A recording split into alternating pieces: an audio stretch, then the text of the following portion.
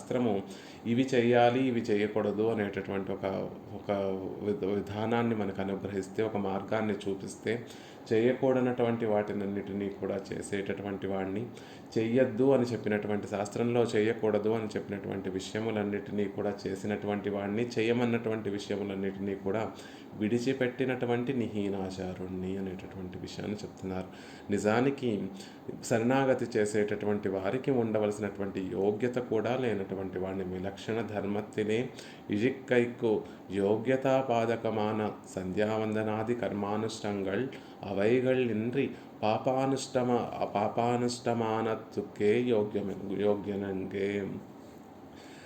శరణాగతి చేయాలి అంటే ఒక యోగ్యత కలిగి ఉండాలి జీవుడికి. ఆ యోగ్యత అనేటటువంటిది ఎలా మనకి కలుగుతుంది అంటే, శాస్త్రంలో చెప్పబడినటువంటి నిత్య నైమిత్తిక కర్మలన్నిటినీ వారి వారి ఆశ్రమానికి, వారి వారి వర్ణానికి తగిలినటువంటి నిత్య కర్మలను, నైమిత్తిక కర్మలన్నిటినీ కూడా నిత్యము పరమాత్మకి కైంకర్య బుద్ధితోటి అనుష్ఠించేటటువంటి వారికి ఆ శరణాగతి చేసేటటువంటి యోగ్యత ఉంటుంది.